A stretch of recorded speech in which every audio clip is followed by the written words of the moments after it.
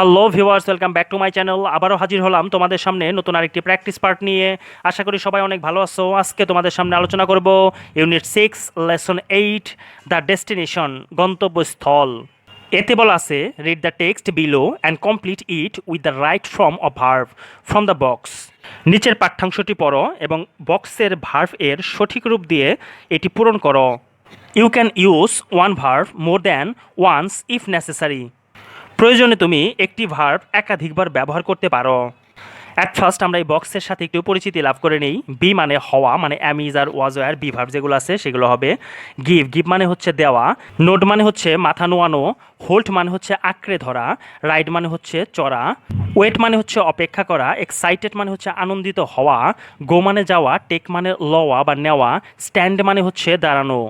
Mita was excited, Mita খুবই excited শব্দটির মানে আমরা এখানে কি লিখেছি, আনন্দিত হওয়া বা উত্তেজিত হওয়া। মিতা খুবই আনন্দিত হয়েছিল টু সি দেখে, সাস মানে এমন, আ বিগ এয়ারপোর্ট এমন একটি বড় বিমানবন্দর দেখে সে বিস্মিত হয়েছিল বা অবাক হয়েছিল বা আনন্দিত হয়েছিল। After completing immigration they all came out of the airport. অভিবাসন সম্পন্ন হওয়ার পর তারা সকলেই বিমানবন্দরের বাইরে বেরিয়ে এলো। মিস্টার মাজহারুল ইসলাম ওয়েন্ট, জনাব মাজহারুল ইসলাম গিয়েছিলেন to the taxi counter, taxi কাউন্টারে গিয়েছিলেন অ্যান্ড বট এবং কিনেছিলেন আ টিকিট, একটি টিকিট কিনলেন। জনাব মাজহারুল ইসলাম ট্যাক্সি কাউন্টারে গিয়ে একটি টিকিট কিনলেন। They stood in a line and waited for their turn. তারা একটি সারিতে দাঁড়ালো এবং তাদের পালার জন্য অপেক্ষা করতে লাগলো। Soon their taxi came and they all got into it. শীঘ্রই তাদের ট্যাক্সি এসে গেল এবং তারা সবাই ট্যাক্সিতে উঠে পড়ল। Mita's uncle gave the driver his address. Happy condo 18 Ratchada Pisek road. মিতার চাচা চালককে তার ঠিকানা দিয়ে দিলেন। Happy condo 18 Ratchada Pisek road. The driver nodded and started for the destination. চালকটি মাথা নাড়ল এবং গন্তব্যের উদ্দেশ্যে রওনা হলো। Mita was very excited, Mita খুবই আনন্দিত ছিল। She held Zara's hand and whispered, oh Zara, I can't believe I am here with you and I am so happy. সে জারার হাত ধরল এবং ফিস ফিস করে বলল, ওহ জারা, আমি বিশ্বাস করতে পারছি না আমি এখানে তোমার সাথে আছি এবং আমি খুবই খুশি। Mita had never rode a car at such a high speed. সে কখনোই এত উচ্চ গতিতে চলা গাড়িতে ওঠেনি। She was a little scared. সে কিছুটা ভয় পেয়ে গেল। It took about 1.5 hours to reach their destination. তাদের গন্তব্যস্থলে যেতে 1.5 ঘন্টা সময় নিয়েছিল।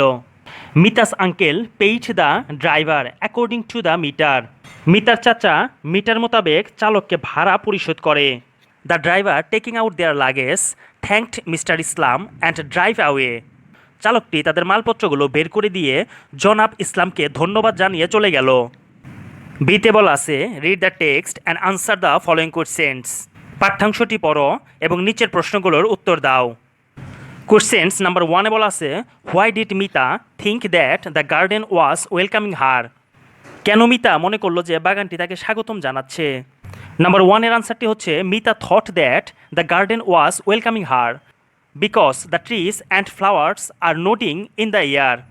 মিতা ভেবেছিল যে বাগানটি তাকে স্বাগতম জানাচ্ছে কারণ গাছগুলো ও ফুল বাতাসে নড়ছিল। নাম্বার 2-তে বলা আছে, when did they all start to plan for the next day. কখন তারা পরবর্তী দিনের পরিকল্পনা শুরু করলো। নাম্বার 2-র আনসারটি হচ্ছে, they all started to plan for the next day after they had finished dinner. রাতের খাবার শেষে তারা পরের দিনের জন্য পরিকল্পনা শুরু করলো। নাম্বার 3-তে বলা আছে, what did they plan to see. তারা কি দেখার জন্য পরিকল্পনা করেছিল। নাম্বার 3 আনসারটি হচ্ছে, they planned to see the floating market থাকা। তারা থাকা ভাসমান বাজার দেখার জন্য পরিকল্পনা করেছিল। নাম্বার 4-এ বলা আছে, why would Mita and Zara wake up early in the next morning. কেন মিতা ও জারা পরের দিন খুব সকালে ঘুম থেকে উঠল। নাম্বার 4-এর আনসারটি হচ্ছে, Mita and Zara would wake up early in the next morning to go to the floating market থাকা। থাকা ভাসমান বাজারে যাবার জন্য মিতা এবং জারা খুব সকালে ঘুম থেকে উঠল। সিতে বলা আছে, read the text in A and B and write what the following phrases mean in the text. A এবং বি এর অনুচ্ছেদটি পড়ো এবং অনুচ্ছেদে নিম্নের বাক্যাংশগুলোর অর্থ কি বোঝাও ও লেখো। এর আনসারটি হচ্ছে নাম্বার 1, দেয়ার টার্ন, তাদের পালা, চেঞ্জ টু অ্যাকশন, পালা। নাম্বার 2তে বলা আছে আ লিটল স্কেয়ার্ড, সামান্য ভয় পাওয়া, অ্যাফ্রিট আ বিট, সামান্য ভীত।